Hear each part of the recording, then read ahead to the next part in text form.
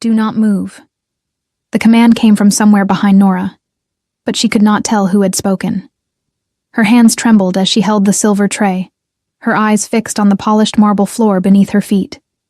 She had learned long ago that looking up only brought trouble. Servants did not look at their betters. Omegas without wolves certainly did not look at royalty. And nobody, absolutely nobody, looked directly at the Alpha King.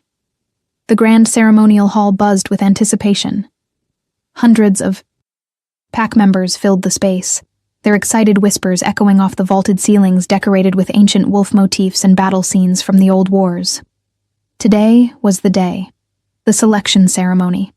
The day King Kieran Blackthorn would choose his future queen from among the most eligible she-wolves in all the territories. Nora kept her position against the far wall, barely breathing, praying she could remain invisible just a little longer. Being invisible was her only talent, the only thing that had kept her alive these past 5 years, since her own pack had rejected her and sold her into service at the royal palace. "Did you see Lady Vivian's dress?" Someone whispered nearby. "Pure silk from the Eastern Territories. They say it cost more than a common wolf earns in 10 years. Nora did not need to look to know who they were talking about. Lady Vivian Ashford was impossible to miss. Tall, graceful, with cascading auburn hair and eyes like emeralds, she was the daughter of the most powerful alpha in the Northern Territories. She was also cruel in ways that left no visible marks. Nora's ribs still ached from where Vivian had accidentally shoved her into a stone pillar 3 days ago. The music shifted, becoming deeper, more primal. The ceremonial drums began their ancient rhythm, and Nora felt it in her chest even though she had no wolf to respond to the call. That was her curse, the reason for her rejection. 23 years old, and never shifted. No wolf meant no mate bond, no connection to the pack consciousness, no future beyond servitude. Her mother had died in childbirth. Her father had looked at her with disappointment from her first breath until the day he traded her away like damaged goods. "He is coming," someone gasped, and the entire hall seemed to hold its breath collectively. Nora risked the smallest glance upward, just enough to see the massive doors at the far end of the hall swing open. King Kieran Blackthorn entered, and even from this distance, even with her broken Omega senses, Nora felt the wave of power that preceded him. He was not the largest alpha she had ever seen, but he carried himself with an authority that made size irrelevant. Dark hair, sharp features, eyes that some said could see straight through lies and into souls. He wore traditional ceremonial armor, black leather and silver clasps, each piece bearing the mark of the royal line. But it was not the king that made the crowd pull back slightly. It was the 3 wolves that walked beside him. They were enormous, each one larger than any natural wolf had a right to be. Their fur was midnight black, so dark it seemed to absorb the light around them. These were not ordinary pack wolves. Legend said they were bound to the king through ancient magic, that they were extensions of his will, that they had killed traitors and enemies without mercy. Nobody knew their names. Nobody dared ask. They simply existed as living embodiments of the king's power. If you are enjoying this story, do not forget to leave a like and subscribe to the channel for more emotional stories like this one. The king walked down the center aisle, his wolves flanking him perfectly, their movements synchronized with his. The eligible she-wolves stood in a semicircle near the throne, each one dressed in their finest, each one desperately hoping to catch his attention. Vivian stood in the center, her position a statement of confidence. She smiled, the kind of smile that looked warm from a distance but never reached her eyes. Nora shifted her weight slightly, her legs aching from standing so long. She had been on duty since before dawn, preparing the hall, ensuring every detail was perfect. After the ceremony, there would be a feast, and she would work until midnight, clearing plates and avoiding wandering hands and cruel comments. This was her life. This would always be her life. She had accepted it, or so she told herself during the long, lonely nights in the servants' quarters. The drums stopped. The silence that followed felt heavy, expectant. King Kieran reached his throne but did not sit. His gaze swept across the assembled she-wolves, his expression unreadable. "You know why you are here," he said, his voice carrying easily through the hall despite not being raised. There was something in that voice, something that made Nora's skin prickle with awareness. The kingdom requires a queen. The bloodline requires an heir. Tradition requires this. Ceremony. He paused, and Nora saw several of the she-wolves straighten, preening under his attention. But understand this. I will not choose based on beauty or politics, or which territory brings the largest dowry. I will choose the one my wolves accept. They have never been wrong. They will not be wrong now. A murmur ran through the crowd. This was unusual. Typically, the king would walk among the candidates, speak with them, allow them to demonstrate their worth through conversation and bearing. But to let the wolves choose, that was putting faith in something primal, something beyond political alliances and carefully arranged marriages. Vivian's smile widened. She had been preparing for this moment her entire life. She knew how to present herself, how to project strength and submission in equal measure, how to appeal to a predator's instincts. Nora watched as the king gestured forward, releasing the 3 wolves from their position at his side. They moved as one unit, padding silently across the marble floor. Every eye in the hall followed them. This was it. The moment that would determine the future of the kingdom. The first wolf approached Vivian. She lowered her eyes respectfully, tilted her head to expose her throat in a gesture of submission mixed with confidence. The wolf sniffed once, twice, then walked past her without pausing. Vivian's smile faltered. The second and third wolves did the same, barely acknowledging her presence before moving on. A collective intake of breath rippled through the crowd. The wolves moved down the line, past Lady Helena of the Western Territories, past Duchess Morgan, past every carefully selected candidate. Some they sniffed briefly, others they ignored entirely. None received more than passing attention. Nora could see confusion spreading across the king's face, a small crease forming between his brows. This had never happened before. The wolves always chose. Always. Then, impossibly, all 3 wolves turned away from the semicircle of candidates. They turned toward the walls where the servants stood. They turned toward Nora. She stopped breathing. This could not be happening. She must have moved wrong, done something to draw attention. Servants who drew attention during royal ceremonies were punished. Her mind raced through everything she had done that morning. Had she missed cleaning something? Had she been standing in the wrong place? The wolves crossed the distance between the throne and the wall where she stood. Every step brought them closer, their massive forms moving with fluid grace. The crowd parted automatically, people pressing back against walls and pillars to give them space. Nora wanted to run. Every instinct screamed at her to flee, to disappear, to become invisible like she had learned to do. But her feet would not move. Her body had locked in place, frozen between terror and something else. Something she could not name. The 3 wolves reached her. The silver tray slipped from her numb fingers, clattering against the marble floor with a sound like breaking glass. Nobody moved. Nobody breathed. The wolves sat. All 3 of them sat calmly at Nora's feet, their massive heads level with her waist, their dark eyes fixed on her face with an intensity that made her knees weak. One of them, the largest, pressed his head gently against her leg. Not aggressive, not threatening, almost affectionate. The silence that followed was deafening. Nora stood frozen as hundreds of eyes turned toward her, as the weight of the entire kingdom's attention landed on her shoulders like a physical thing. She could feel their stares, their confusion, their disbelief. She could feel the hatred already forming in some of those gazes. What is the meaning of this? Vivian's voice cut through the silence like a blade. Those are servants. That is nobody. She does not even have a wolf. The king moved. For the first time since entering the hall, King Kieran. Blackthorn moved with speed, crossing the distance between his throne and where Nora stood in seconds. His presence was overwhelming up close. She could smell leather and pine and something wild that made her head spin.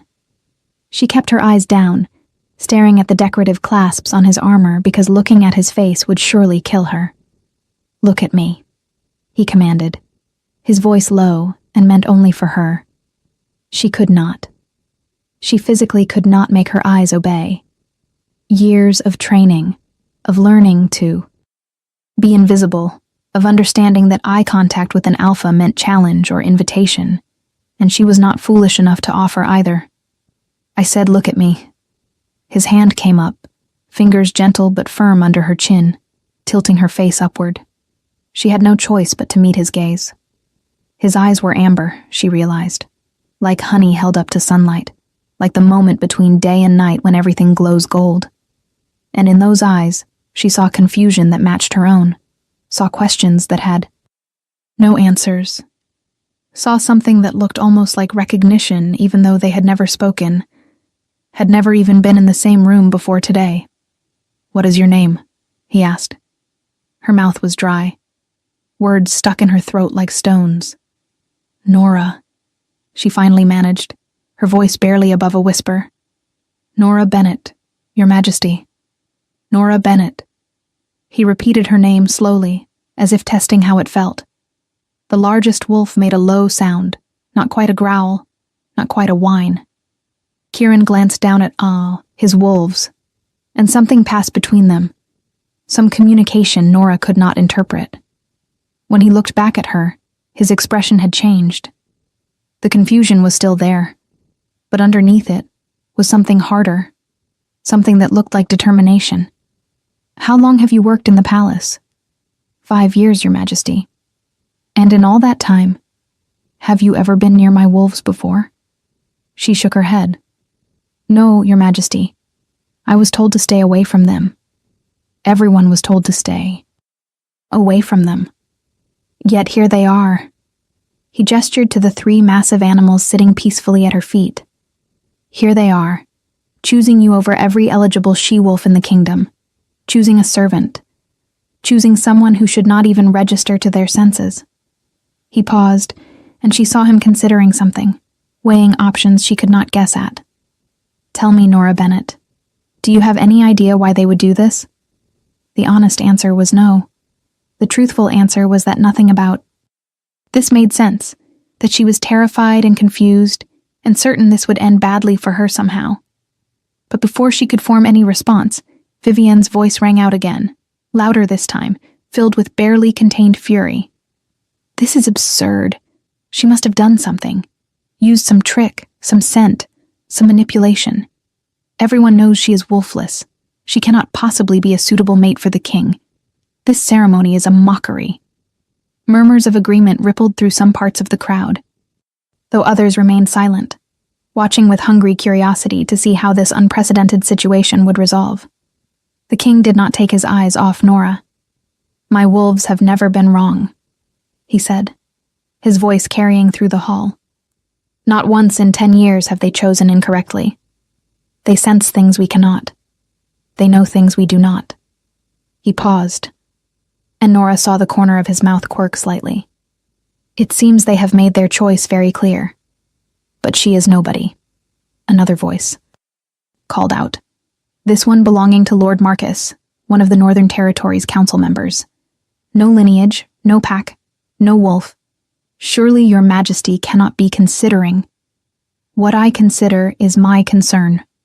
Kieran cut him off, his tone sharp enough to end any further objection instantly. He turned back to Nora, and she saw him studying her with new intensity, as if trying to see past the servant's uniform and years of practiced invisibility to something underneath. "Can you shift?" he asked, quietly. "No, Your Majesty. I never have." "Have you tried?" "Many times. It never works. I am told my wolf is dormant or absent entirely." Something flickered in his eyes at that. "Dormant is not the same as absent," he said, almost to himself. Then, louder, addressing the crowd. "The ceremony is concluded. The wolves have chosen. Whatever that means, Whatever comes next, we will discover together. What do you think will happen next? Leave your predictions in the comments below. Chaos erupted. Voices rose in protest and shock, people pushing forward and back, trying to process what had just happened. Nora stood in the center of it all, the three wolves still calmly seated at her feet like ancient guardians. The king still close enough that she could feel the heat radiating from him. This was impossible. This was a mistake. This would get her killed. She knew it with absolute certainty. And yet, when one of the wolves pressed against her leg again, she felt something stir deep inside. Her. Something that had been sleeping for so long, she had forgotten it existed. Something that whispered, "Finally, finally, finally." The king's hand was still under her chin. His thumb brushed across her jaw, a touch so gentle it seemed impossible from someone with such power. "Do not be afraid," he said, though his eyes suggested he knew how useless that command was. "Whatever you are, whoever you are, my wolves see it. And what they see, I will uncover." Nora wanted to ask what that meant. Wanted to demand answers, to understand why this was happening, to have some control over a situation that had spun so far beyond her comprehension. She felt like she was drowning. But before she could speak, Vivienne pushed through the crowd. Her beautiful face twisted with rage, barely concealed beneath a veneer of concern. "Your Majesty," she said, her voice dripping with false sweetness. "Surely you see this cannot stand. The council will never accept it. The territories will revolt. This girl has no training, no education, no understanding of what it means to stand beside a king. She cannot even shift. How can she be expected to bear strong heirs, to lead in times of war, to do any of the things a queen must do?" Every word was a knife, and Vivienne knew exactly where to place them for maximum damage. Nora felt herself shrinking inside, felt all her old insecurities rising up to confirm what the she-wolf was saying. Of course this was wrong.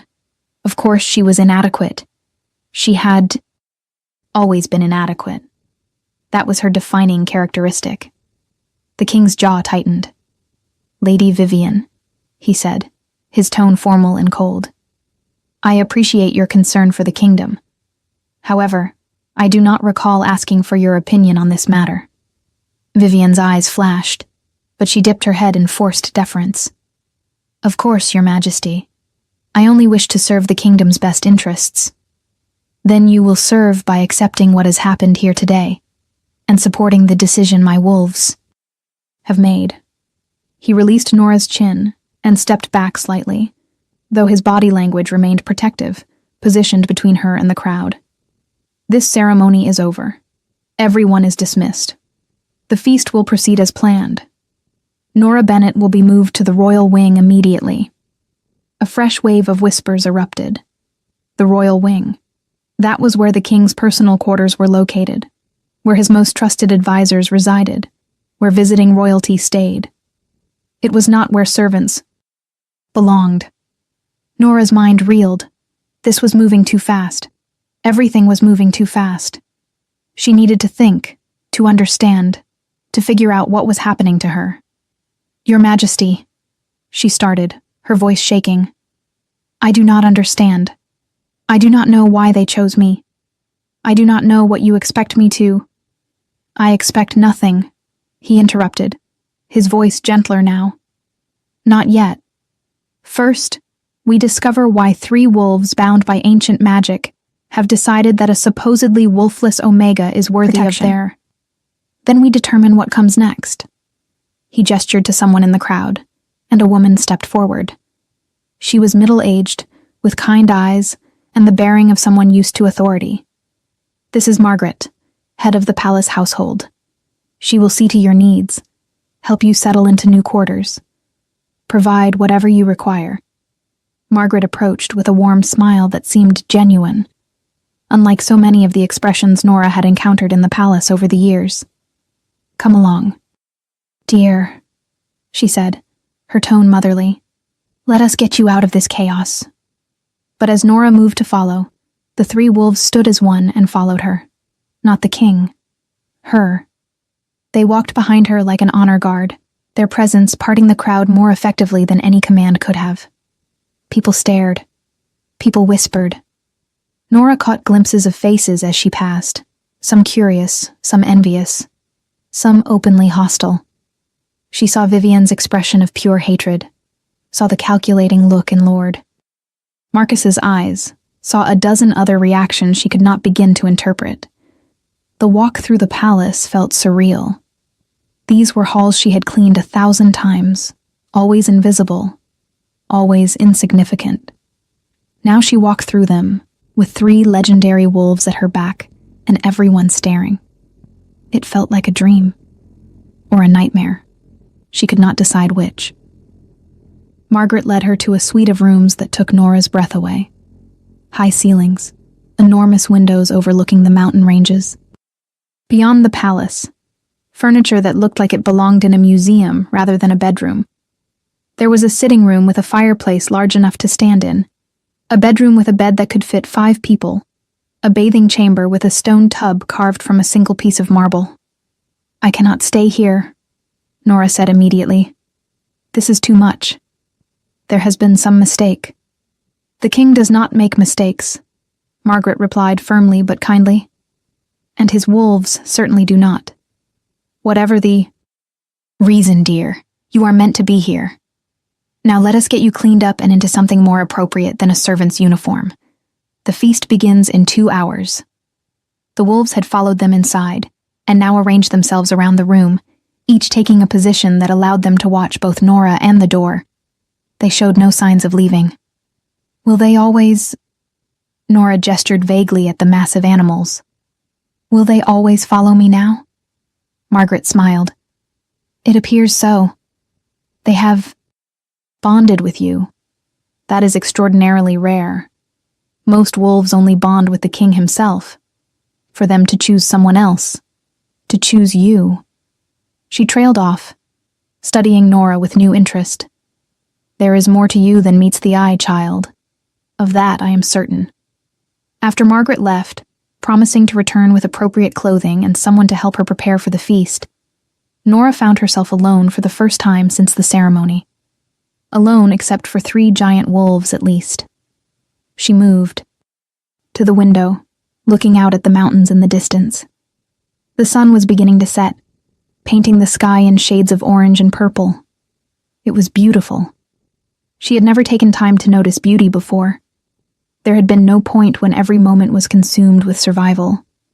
One of the wolves approached, the largest one that had first pressed against her leg. Up close, she could see his eyes were not pure black as she had thought, but a very dark gray, almost silver in certain lights. He sat beside her, his shoulder level with her hip, radiating warmth and something else. Something that felt almost like comfort. Tentatively, hardly believing her own daring, Nora reached out and placed her hand on his head. His fur was surprisingly soft, thick, and warm. He leaned into her touch, making that low sound again, and something inside Nora's chest twisted painfully. When was the last time anyone had allowed her touch without flinching away? When was the last time she had felt wanted instead of tolerated? "Why did you choose me?" she whispered to the wolf. "I am nobody. I have nothing to offer. I will only disappoint everyone." The wolf looked up at her with those intelligent gray eyes, and Nora had the strangest sensation that he understood, that he was trying to communicate something she could not quite grasp. Then she felt it. A flutter inside her chest, like a bird trying to escape a cage. A warmth that spread through her veins, unfamiliar and startling. Her breath caught. What? The sensation faded as quickly as it had come, leaving her gasping and confused. The wolf pressed closer, and the other 2 moved in as well, surrounding her with their presence. It should have felt threatening. Instead, it felt protective. Safe. For the first time in 5 years, Nora felt safe. She sank down to the floor, her legs unable to support her anymore, and the wolves adjusted with her, creating a circle of fur and warmth around her. Tears came then, unexpected and overwhelming. She had not cried in years, Crying accomplished nothing except making her face blotchy and her nose run. But now the tears came anyway, releasing pressure she had not known she was carrying.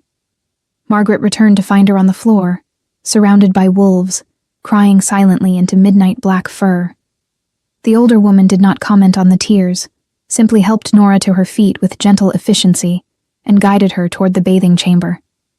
The wolves remained in the bedroom, apparently content to give her some privacy now that Margaret was present. The bath was hot and scented with oils Nora could not identify. As she sank into the water, she tried to process everything that had happened in the span of a single hour. This morning, she had been invisible. Now she was staying in royal quarters, bonded to magical wolves, and apparently expected to attend a feast as a guest rather than a servant.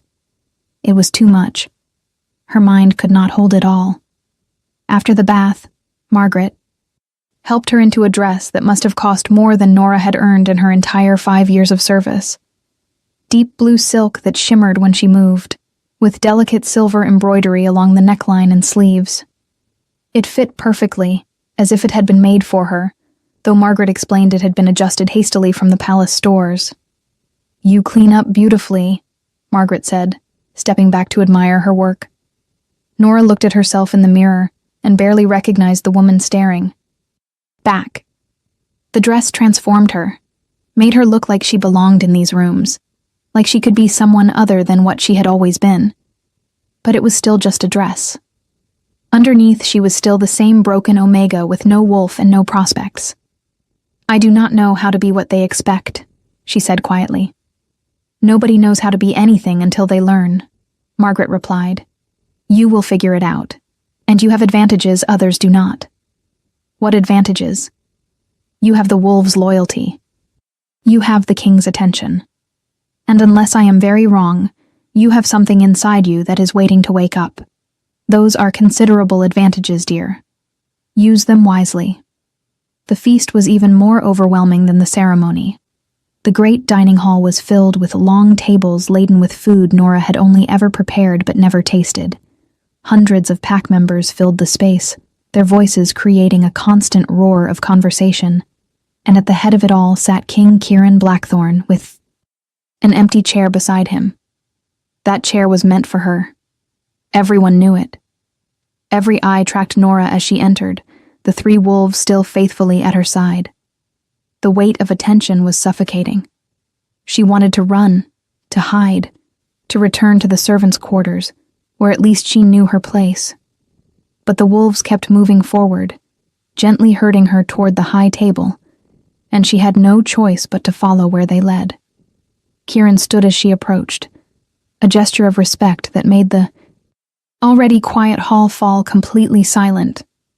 "Lady Nora," he said formally, and she nearly laughed at the absurdity of that title. "Please, sit." The chair was comfortable. The view from the high table showed her the entire hall, all those faces turned toward her with expressions ranging from curiosity to confusion to outright hostility. Vivian sat at a lower table, her posture perfect, her face a mask of composure that did not quite hide the fury burning in her eyes. "You do not have to stay if you are uncomfortable," Kieran said quietly, leaning slightly toward her. "I can have food brought to your quarters." "Would that not make me appear weak?" Nora asked, surprising herself with the question. A slight smile crossed his face. "Possibly, but strength is not always found in enduring discomfort for the sake of appearances." "Then everyone here is weak," she replied, gesturing subtly at the room. "Because I assure you, everyone is uncomfortable right now." He actually laughed at that, genuine sound that seemed to surprise him as much as it surprised her. "You are not wrong," he admitted. "Very well. We endure together then. If you want to see how this story ends, make sure you are subscribed with notifications on." The feast proceeded with painful slowness. Nora picked at her food, unable to eat much despite how delicious everything looked. People approached the high table periodically, offering congratulations that sounded hollow, or asking questions that felt like traps. She let Kieran handle most of the conversation, responding only when directly addressed. keeping her answers brief and non-committal. But she watched. She observed. She noticed who congratulated them and who avoided eye contact. She noticed which territory leaders looked concerned and which looked calculating. She noticed that Vivian left halfway through the feast without a word, her exit marked by a swirl of silk and barely contained rage. "You are observant," Kieran commented during a brief lull. "I have learned to be. Survival required it. What else has survival taught you?" She considered the question. That most people reveal their true intentions through small actions rather than grand gestures. That patience is often more valuable than courage. That sometimes the best response is no response at all. He studied her with those amber eyes, and she felt exposed in a way that had nothing to do with the dress or the public attention. "You are not what I expected," he said finally. "What did you expect?" "I do not know. But not someone who speaks with such clear-eyed pragmatism. Not someone who observes and analyzes rather than simply reacting." He paused. "Tell me, Nora Bennett, what do you want from all this?" The question caught her off guard. What did she want? She had spent so long focused on survival that she had never allowed herself to want anything beyond basic safety. "I want to understand why this is happening," she said honestly. "I want to know why the wolves chose me. I want—" She stopped, unsure if she should voice the rest. "Go on. I want to know if I am broken or if there is something in me that I have never been able to reach. I want to know if I could have had a different life, a different future, if circumstances had been different. I want—" She met his gaze directly for the first time by choice rather than command. "I want to matter, even if only for a little while." Something shifted in his expression, softening slightly. "You matter," he said quietly. "The wolves have seen to that. What remains to be seen is in what capacity and for how long." It was honest, at least. No false promises, no platitudes. She appreciated that more than he probably knew. The feast finally ended near midnight. Nora's feet ached in the delicate shoes Margaret had provided, and exhaustion pulled at her like a physical weight. The wolves escorted her back to her new quarters, with Kieran walking alongside, apparently content to ensure she arrived safely. "Tomorrow things will begin in earnest," he said as they reached her door. "There will be questions. Tests, possibly. The council will want to understand what happened today. I will want to understand it. But tonight, rest. You have earned it." She wanted to argue that she had done nothing to earn anything, but she was too tired. Instead, she simply nodded and reached for the door handle. His hand covered hers, stopping her. The touch sent an unexpected jolt through her, warm and electric. "Nora," he said, and there was something in the way he spoke her name that made her breath catch. "I do not know what the wolves saw in you, but I intend to find out, and I suspect when we do, it will change everything." He released her hand and stepped back, leaving her standing in the doorway, her heart racing for reasons she could not explain. The wolves followed her inside, taking up their positions around the room as if they had always belonged there. Nora changed out of the beautiful dress, hanging it carefully despite knowing she would probably never wear it again. She crawled into the enormous bed, feeling small and lost in its vast comfort. Sleep should have come easily after such an exhausting day.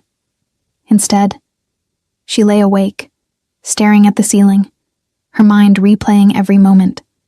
The ceremony, the wolves, the king's touch, that strange flutter in her chest. What did it all mean? One of the wolves, the largest one, jumped onto the bed despite its massive size. He settled beside her, his warmth seeping through the blankets, his presence somehow comforting rather than alarming. Nora reached out, resting her hand on his back, feeling his breathing slow and steady.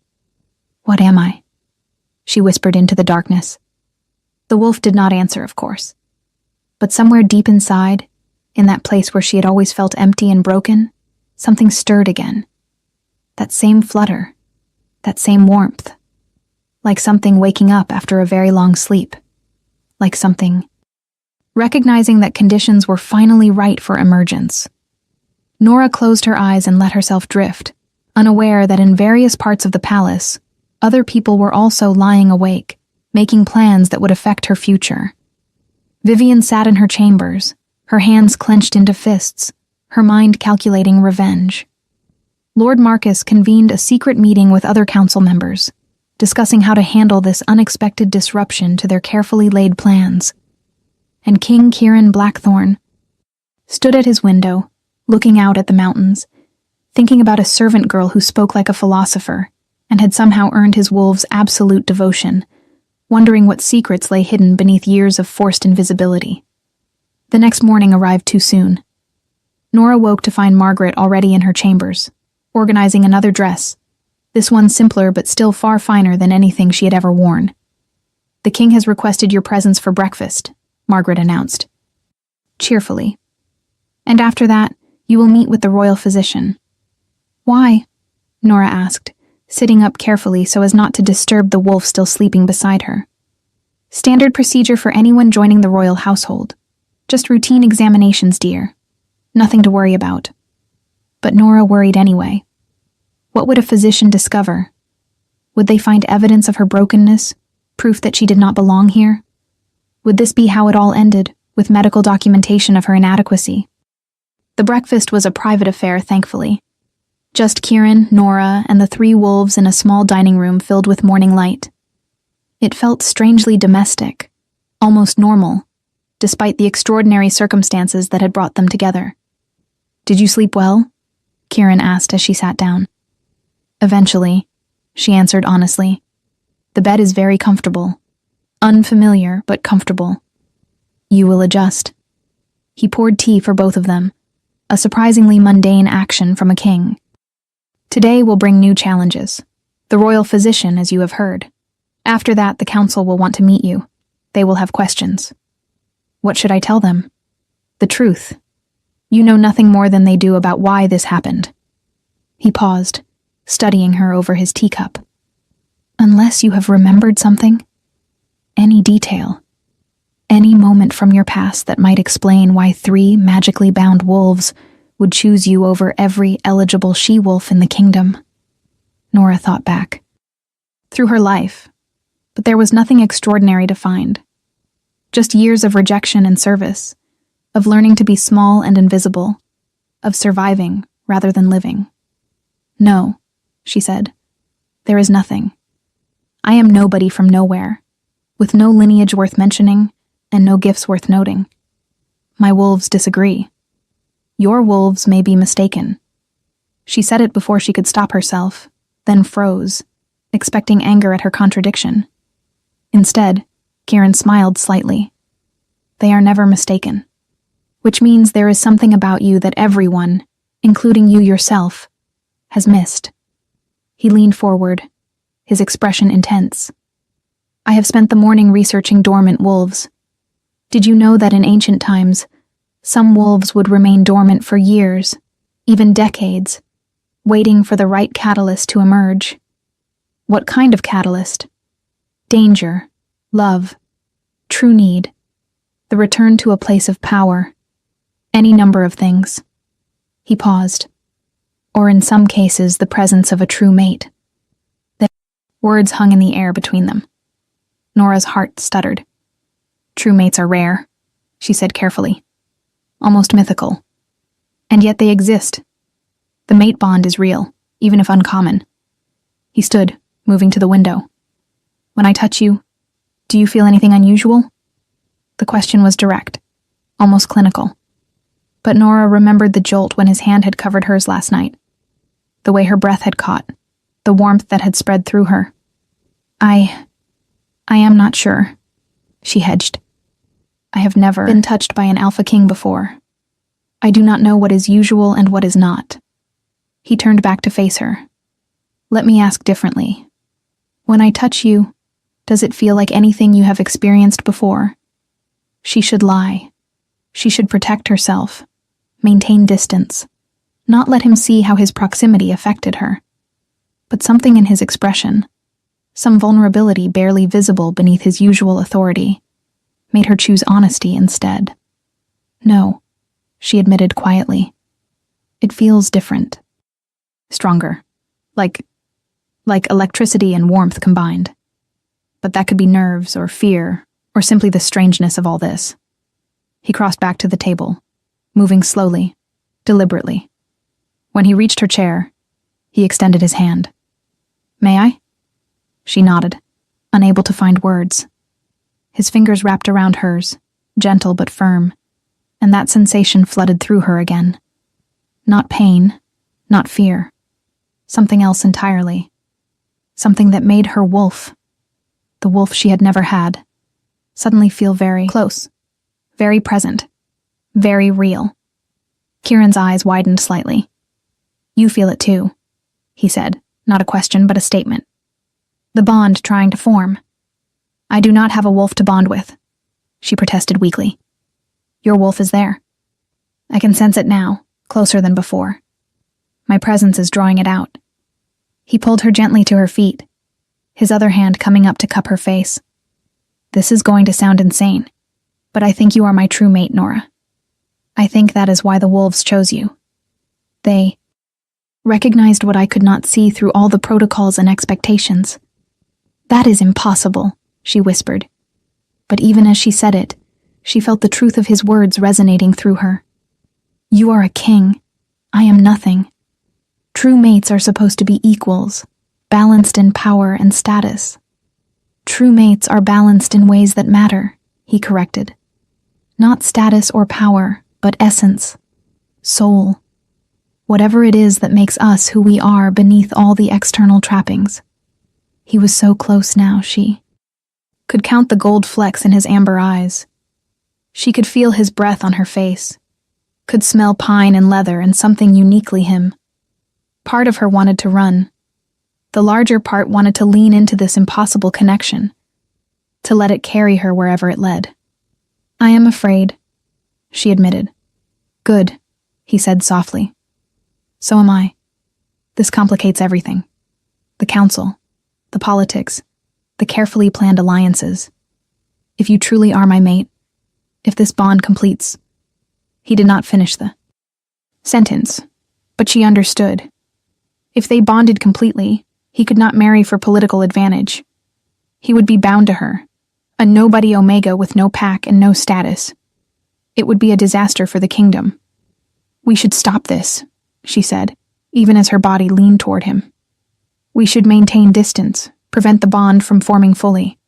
You need a queen who can help you rule, not a servant who knows nothing of politics or leadership. What I need and what I want are not always the same." Thing. His thumb traced along her jawline, sending shivers down her spine. "And what the fates have decided matters more than what the council prefers." Before she could respond, before she could think through all the reasons this was a terrible idea, he kissed her. It was gentle at first, questioning, giving her space to pull away if she wanted. She did not want. She kissed him back, rising on her toes to close the small distance between them, her hands finding their way to his shoulders, his chest, anywhere she could reach. The world tilted. That flutter in her chest became a roar, became a presence demanding recognition. Heat flooded through her, power she had never felt, never imagined she could contain. And beneath it all, something else stirred, something that had teeth and fur, and had been waiting so very long to be acknowledged. Kieran pulled back suddenly, his eyes wide. "Your eyes," he breathed. "Nora, your eyes just flashed gold." She blinked, disoriented, still caught in the sensations flooding through her. "What?"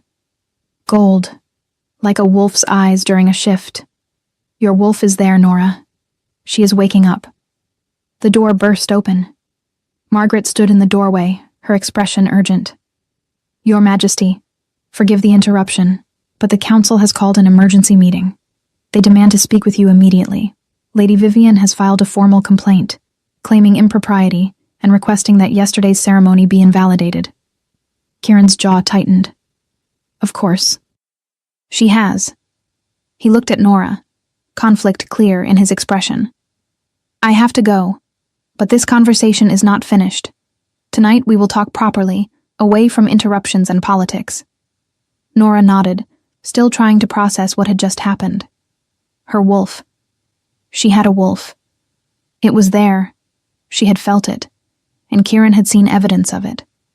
Everything she had believed about herself, every certainty about her brokenness, had just been shattered. After he left, Margaret helped her prepare for the physician's appointment, chattering about inconsequential things. But Nora barely heard. She was too busy focusing inward, trying to sense what she had felt during that kiss, trying to find that presence again. It was there, faint but real. A consciousness that was not quite her, but not quite separate either. A wolf, dormant for 23 years, finally beginning to stir. The royal physician was a stern older man named Dr. Aldrich, who examined her with clinical efficiency. He checked her eyes, her reflexes, listened to her heart, drew blood for testing. Through it all, he maintained a professional detachment that was somehow more comforting than false friendliness would have been. "You are healthy," he announced finally.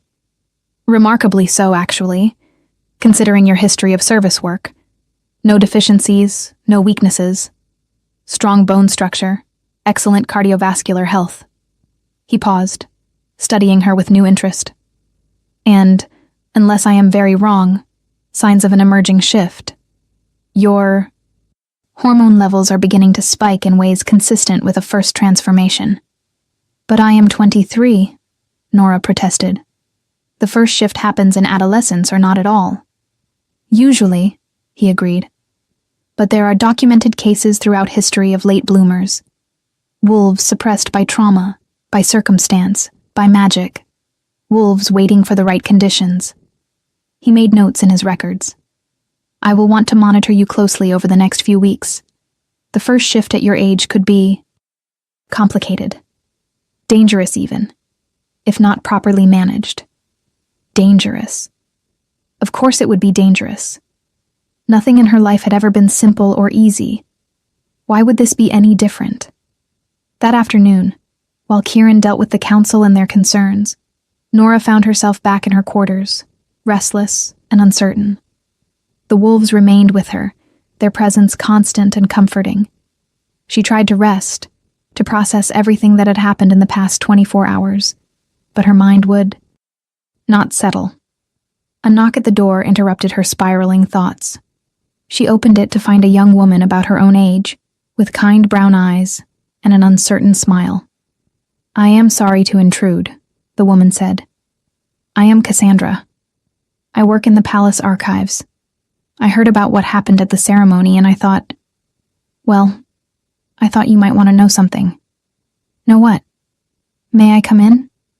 Nora stepped aside, letting her enter. Cassandra looked around the luxurious quarters with wide eyes, before turning back to Nora. I have been researching your family name.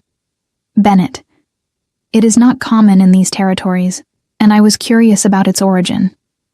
I do not know much about my family, Nora admitted. My mother died when I was born. My father never spoke of his lineage.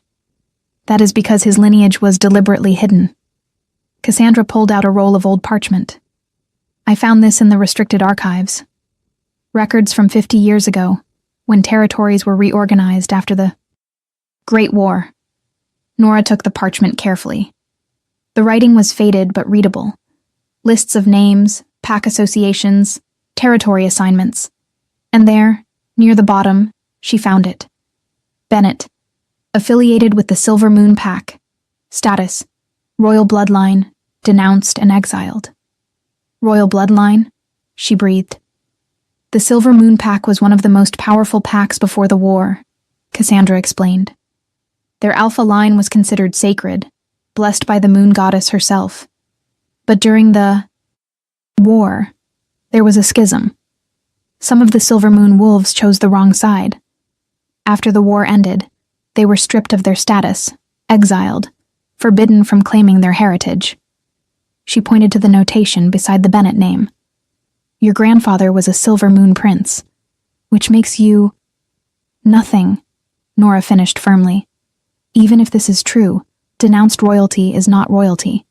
It is shame and exile. But the bloodline remains, Cassandra insisted. And bloodlines matter, especially royal bloodlines. The power does not disappear just because someone declares it invalid. It goes dormant, waiting for the right conditions to re-emerge. Dormant. That word again. Nora's mind raced, connecting pieces. A dormant royal bloodline. A dormant wolf.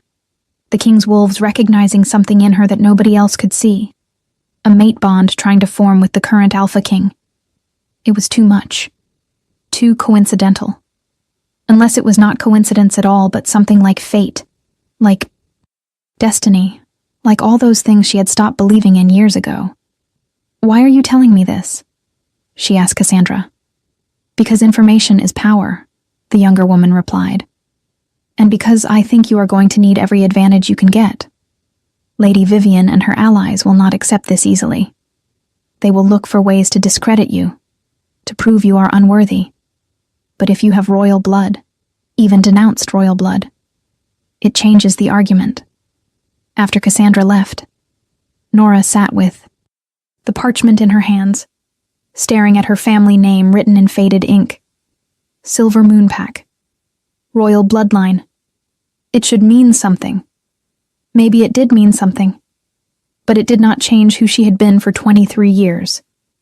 It did not erase the rejection, the service, the invisibility. A bloodline was just ancestry. It was not identity. Not unless she chose to make it so. Evening fell, and still Kieran did not return. Nora ate a solitary dinner, picked at by nerves, then stood at the window watching the sky darken.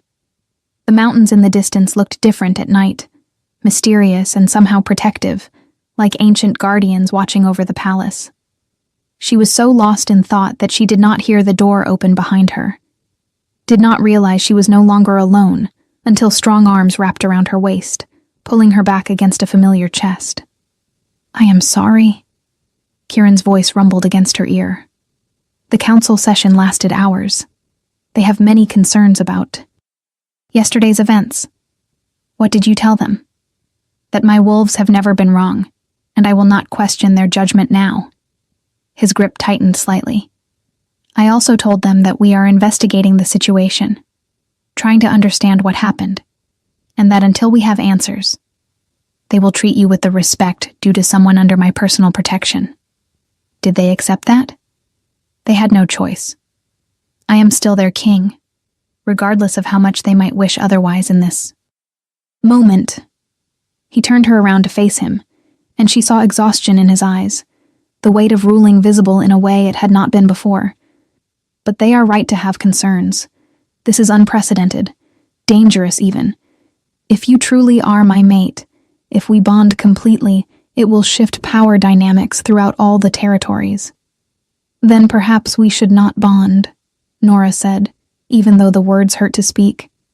"Perhaps we should maintain distance, let the connection fade before it becomes permanent." "Is that what you want?"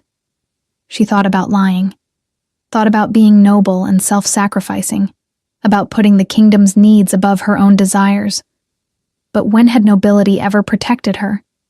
When had self-sacrifice ever earned her anything but more pain? "No," she admitted, "I do not want that. But what I want does not matter compared to what the kingdom needs." "You are wrong." He cupped her face in both hands, forcing her to meet his eyes. "What you want matters immensely. What you need matters. You have spent your entire life believing otherwise, making yourself small and invisible to survive. But you do not have to do that anymore." "I do not know how to be anything else," she confessed, and felt tears threatening again. "I do not know how to take up space, how to matter, how to be someone worth choosing." "Then let me teach you." He kissed her forehead, her cheeks, the tip of her nose. Gentle kisses that felt like promises. "Let me show you what I see when I look at you. Not a servant, not an omega without status. I see strength that has been tested and not broken. I see intelligence that has been forced to hide itself. I see beauty that has been overlooked because people only saw what they expected to see. He kissed her lips then, deeper than before, and that heat flooded through her again. The wolf inside her rose to meet it, pressing forward, demanding recognition. Nora gasped, pulling back. Something is happening, she managed. I can feel it. The wolf. She wants out. Let her, Kieran encouraged. Do not fight it. Your body knows what to do, even if your mind does not. I am scared. I know, but I am here. And my wolves are here. We will not let you face this alone. The transformation began without her permission. Her body making decisions her mind could not control. Pain lanced through her, sharp and overwhelming. Her bones shifted, restructuring themselves in ways that should be impossible. She cried out, and Kieran caught her, lowering them both to the floor, holding her through the agony. The three wolves surrounded them, their presence somehow helping, easing the worst of the pain through means she could not understand. Breathe, Kieran commanded. Through the pain. Let it happen. She tried. Gods, she tried. But it hurt so much, and the fear was nearly as overwhelming as the pain. What if she was doing it wrong? What if something broke that could not be fixed? What if she ended up trapped between forms, neither human nor wolf, but some horrible combination of both? Look at me, Kieran demanded, his voice cutting through her panic. Nora, look at me. Trust your body. Trust your wolf. She has been waiting for this moment her entire life. She knows what to do. The pain peaked, became unbearable, and then suddenly broke. Nora found herself on 4 legs instead of 2, looking up at Kieran from a drastically different perspective. She was smaller than his wolves, but not as small as she had feared. Her fur was silver white, gleaming in the lamplight. Beautiful. She was beautiful. Kieran stared at her with wonder. Silver moon, he breathed. That is your pack heritage, is not it? The Silver Moon Pack. I heard rumors that line still existed somewhere, but I never thought. He reached out slowly, letting her sniff his hand before running his fingers through her fur. You are magnificent. His 3 wolves approached, sniffing her carefully, and to Nora's surprise, they bowed their heads slightly, showing respect, acknowledging her as something important, something worthy. The shift back was easier, though still painful. When Nora finally returned to human form, she collapsed against Kieran, shaking and exhausted. I did it, she whispered. I actually shifted. You did. His voice was full of pride and something else, something deeper. Your wolf is perfect, and she confirms what I already suspected. You are not just any Omega, Nora Bennett. You are royalty. Exiled, hidden, but royalty, nonetheless. Denounced royalty, she corrected weakly. That parchment Cassandra showed me made it clear. My grandfather's line was stripped of status. Status can be restored, especially when the current Alpha King desires it. He helped her to her feet, supporting her weight when her legs threatened to give out. This changes everything. The Council cannot object to a mate bond with someone of royal blood, even exiled royal blood. The politics shift in our favor. But Vivian will have to accept it. She has no choice now. He guided her toward the bed, helping her lie down. Rest. Your first shift takes enormous energy.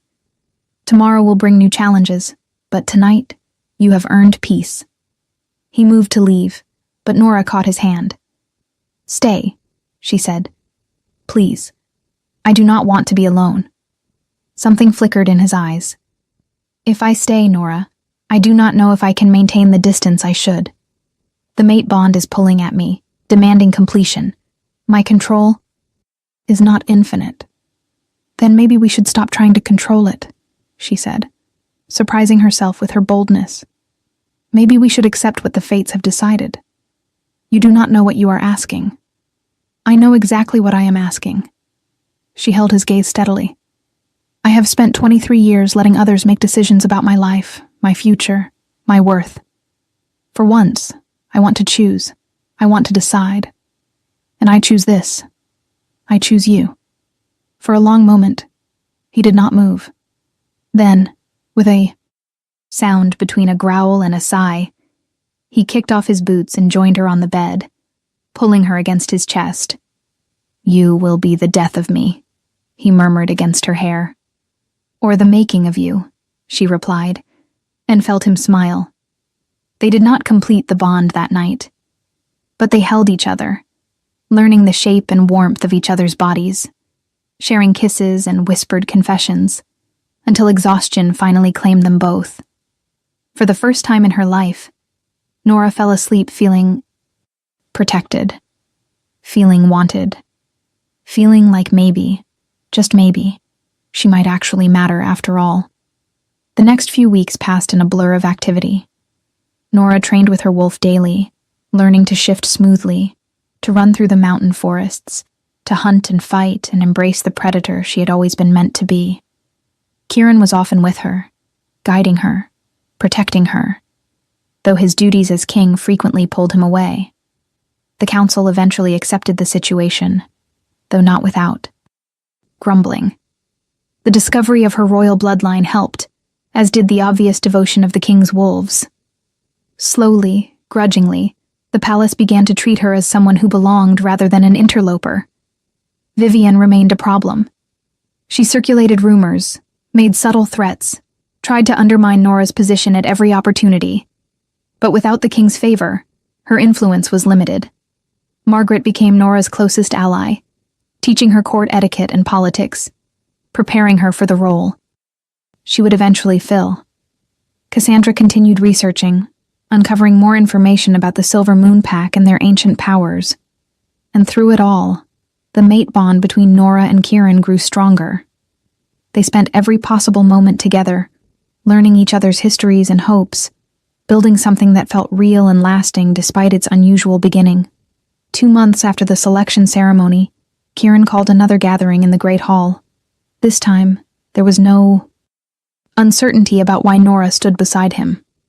"Today," he announced to the assembled crowd, "we formalize what the wolves recognized from the beginning. Lady Nora Bennett, last descendant of the Silver Moon royal line, will become my queen. Not through a selection ceremony, but through the mate bond the fates have chosen to honor." Applause followed, genuine from some quarters, forced from others. Vivienne was notably absent, having left court the previous week, under mysterious circumstances.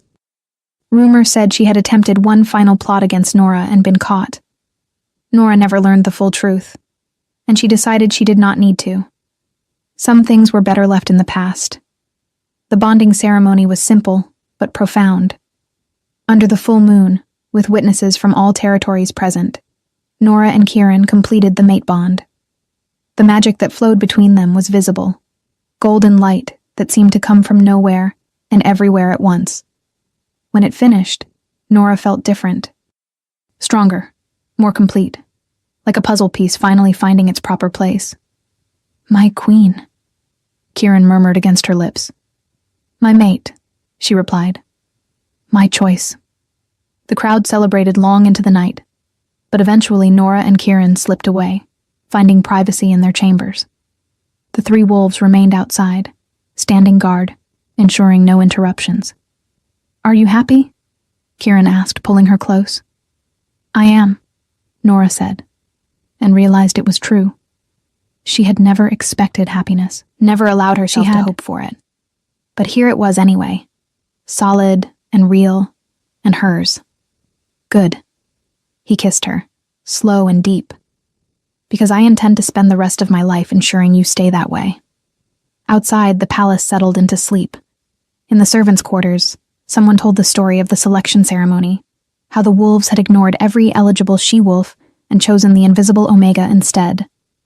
It would become legend eventually, the tale of the king who let his wolves choose his queen, the Omega who turned out to be royalty, the mate bond that defied all expectations.